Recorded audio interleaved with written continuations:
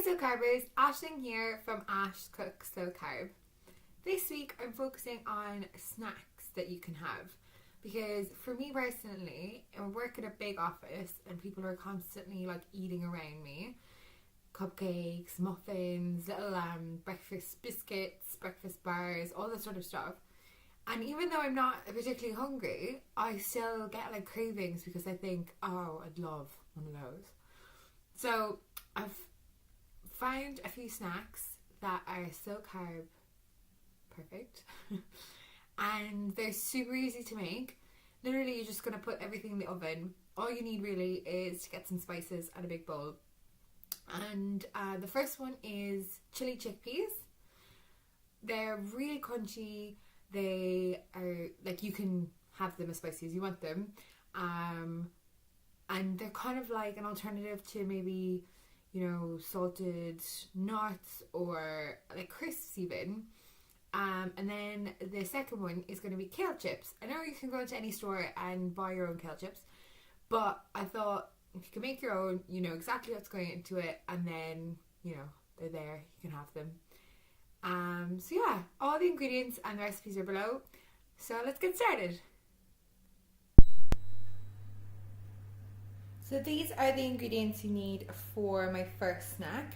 Basically going to mix everything in the bowl with the chickpeas, put them on some parchment paper, and then I'm going to bake them in the oven for about 30 minutes. So I'll show them to you before they go into the oven, and then I'll show them to you afterwards. Here are the chickpeas. They're all covered in the olive oil and the spices. Now put them in the oven at about 180 degrees for 30 to 40 minutes until they're nice and golden brown. I'll show you them when they come out, and we'll get started on the next snack. Okay, so for the next snack, we're basically using the same ingredients, except we're swapping out the cumin for some garlic powder, and the chickpeas are replaced by kale. So we're going to make some nice tasty kale chips. So we're just going to add all our ingredients to the kale. So it's a tablespoon of olive oil. It's like a quarter teaspoon of sea salt. Basically like a pinch. I quite like salty, so I'm going to add a little bit more.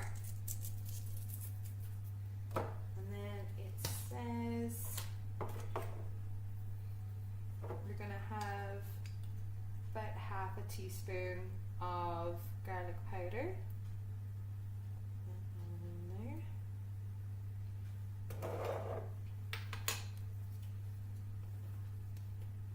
And then we're doing a quarter teaspoon of the chili. So not too much. Nope, too much. There we go. And what you want to do is we want to get like in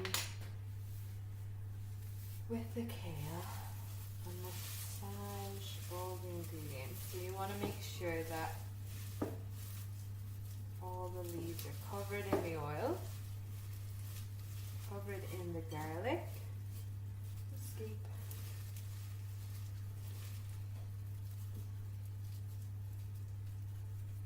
And you just do this until you have everything covered, and then we're going to bake them in the oven.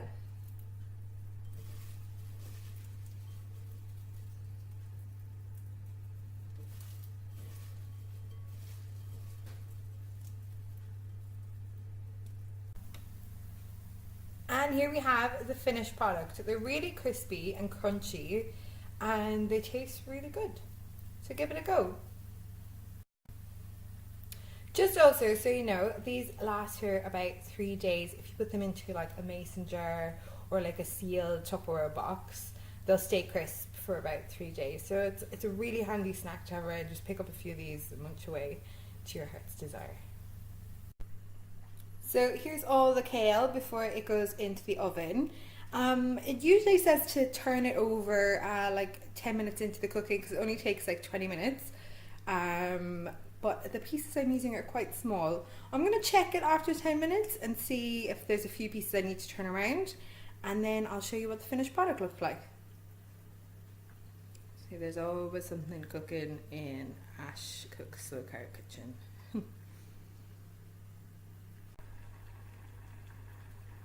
And here you have the finished product, kale chips. I've added a little bit of extra salt on top because they're quite crispy, but I like them salty.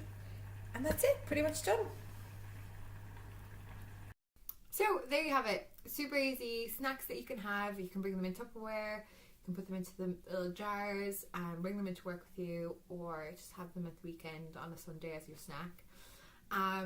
As some of you may know, like if you follow me on Facebook, the first batch of kale chips I made were not good. Good, but burnt. So my advice is a little less oil. So use the oil to match the size of your chips. So if you've got, if you've bought it in a pack, you're going to get a lot smaller than if you would if you just sliced up a head of kale yourself. So if you've got a head of kale and you've cut it up yourself, use a little bit more olive oil. And if you've got the pack, it says 1 teaspoon of olive oil. Maybe just like reduce it just slightly, like 3/4 of a teaspoon or something like that. And just keep an eye on them because they do cook quite quickly. The chickpeas, on the other hand, just let them, they do their own thing. They're cool. I hope you enjoyed this recipe. If you have any other snacks that you like to eat that maybe I can help you find an alternative slow carb version for, let me know. I'll be happy to do the research for you guys. You may notice I'm a bit blonder today. So I have started on my road to becoming blonde for 2015. Just if you care, or you follow me on Instagram, you might know. So yeah, there you go. If you like these videos, please subscribe to my YouTube channel. Follow me on Twitter and like my Facebook page. Only 6 days to cheat day.